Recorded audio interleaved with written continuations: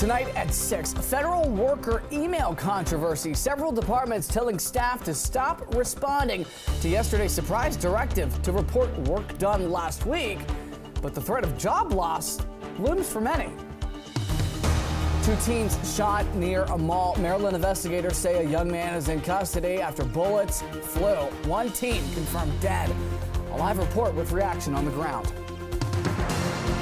Changes in Virginia. The legislative session has wrapped up. What initiatives head to the governor's desk that could soon be a part of everyday life? We had a seasonably warm day across the DMV. Have a few clouds coming in now, but as we head into the week, we have more cloud cover coming our way and the potential for rain as we go into the second half of the work. And the potential for savings at the pump. Consumer advice for money-saving opportunities before your next fill-up. You're watching the station covering all of the DMV. This is DC News Now. Good Sunday evening. Thank you for joining us for DC News Now at 6 o'clock. I'm Ben Dennis. Right now, the latest about yesterday's unexpected email to federal employees saying that they should reply with an explanation of what they accomplished last week. Elon Musk said if workers don't respond, they could lose their job. The deadline to respond is no later than tomorrow night. Right now, though, the American Federation of Government Employees is telling federal workers not to comply with this request. The group's acting director says the email did not give enough guidance on what information employees should be providing. Meantime, the Department of Defense and FBI have told their staff to pause any responses. A similar message Secret Service members too. A spokesperson tells DC News Now the Department of Homeland Security provided guidance that they will respond on behalf of their agencies, which includes the Secret Service. And an update tonight from the Vatican on the condition of Pope Francis.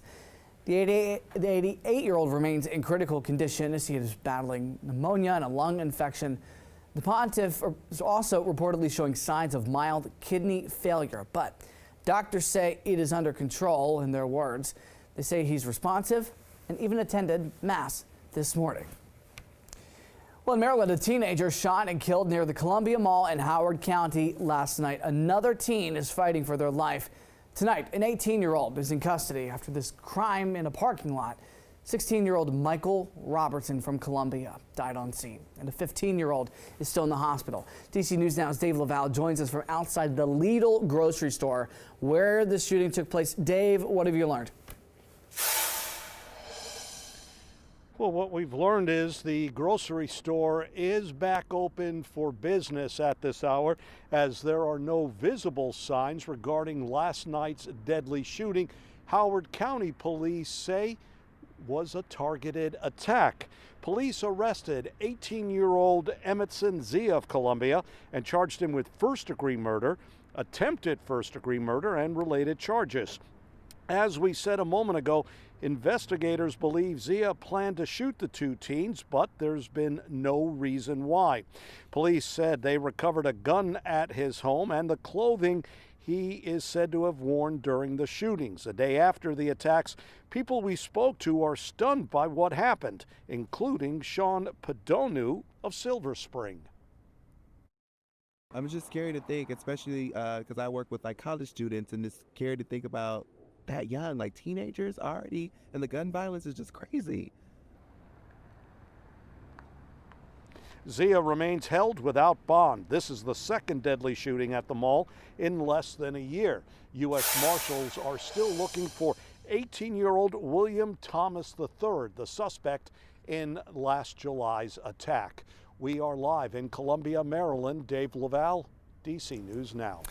Thanks to Dave. Some concerning details there. All right, meteorologist Derek Bowen standing by. Man, a nice little sunset with in the background of the U.S. Capitol there. I know it's going to be a relatively quiet type weather week, even maybe 60 degrees at one point. Yeah, it looks like we're going to see some 60s as we go into Tuesday and Wednesday of this week. So we do have some nice weather heading our way, with temperatures bouncing nearly 10 degrees above the average. We'll be close to seasonable, if not 5 degrees above average as we head into your Monday. But for today, we had beautiful sunshine with temperatures rising up into the upper 40s and low 50s around the DMV. It was absolutely a pretty nice day. We're all into the 40s now, except for Fredericksburg, they're still hanging out at the half-century mark. 42 in Lexington Park, moving over to Frederick at 45. Likewise for Winchester and Luray, 46 in Martinsburg, 43 in Cumberland. All of us are seeing temperatures nearly 5 to 10 degrees warmer than just 24 hours ago. Very warm temperatures indeed. As we head in towards the overnight, we may see a few extra clouds with temperatures dropping once again into the upper 20s and lower 30s. Derek, we'll see you for more in just a little bit.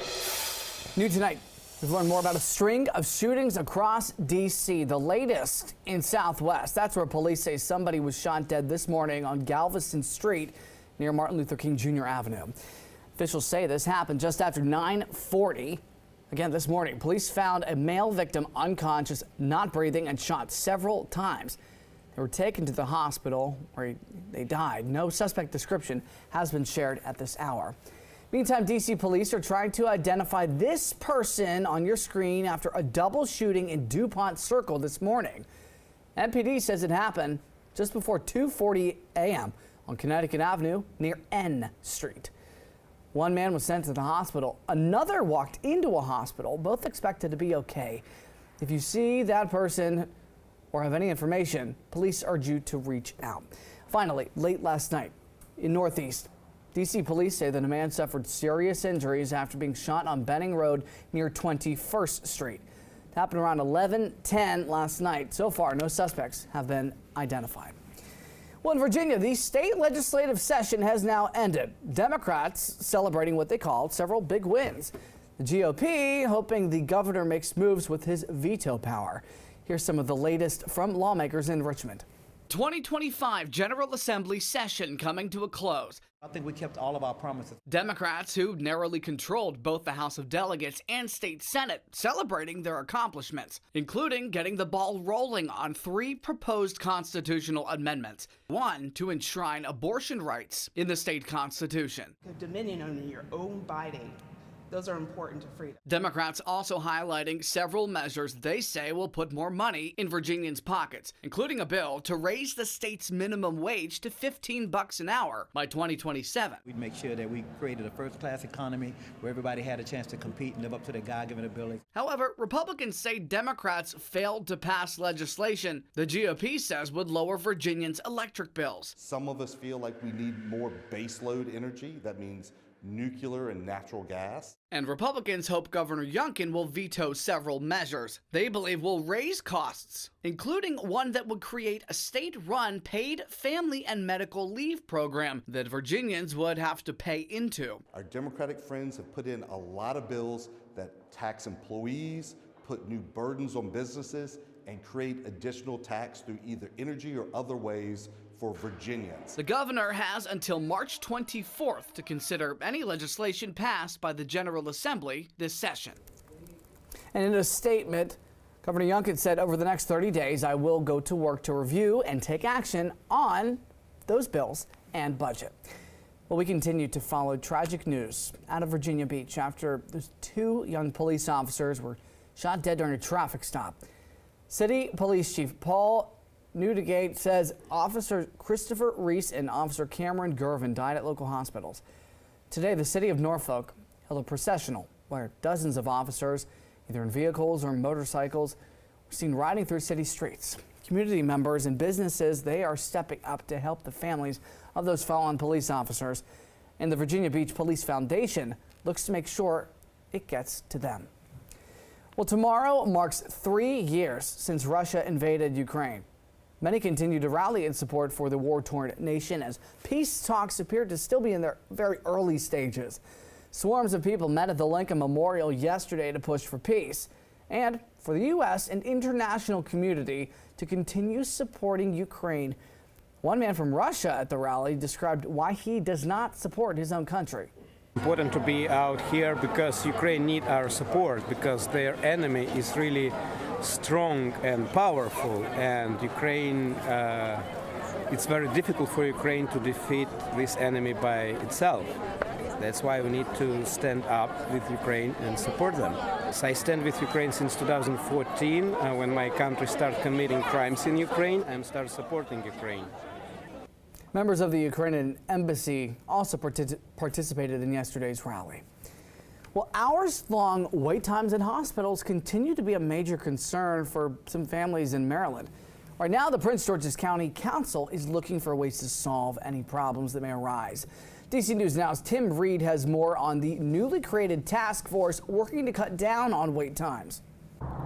Emergency room wait times are a serious issue in Prince George's County. So many have complained about this issue, so the county created a task force to fix the problem. I spoke with some residents who are frustrated but are glad the county is working to make improvements. A family member of mine was having a medical emergency. Last summer, Randy Atcherson took his cousin to the emergency room at a hospital in Largo, Maryland, and they waited 13 hours to see a doctor. We went to the emergency room and we sat right around 10 o'clock in the morning. We sat for maybe about an hour or so until we got seen, but then following that, we didn't get behind the room to see a doctor until almost midnight. Long wait times at ERs has become such a problem over the years that the council created a 17-member task force in 2023 to address the issue to see what can be done to find solutions. Since then, the task force has visited 9 county emergency rooms. And I think that there wasn't enough communication to let us know, hey, there's going to be a delay. Thursday, the council decided they need more time to allow the task force to address hospital emergency room wait times, and then they will submit their recommendations to the council. So we do find that there are some issues that we really need to address, and honestly, we need more time to put a comprehensive package together. Councilwoman Blagay says the big problem is there are not enough doctors. I think that having that weight room task force is the right step in the right direction. The council is planning to address this issue again during the next council meeting. In Largo, Maryland, Tim Reed, DC News Now.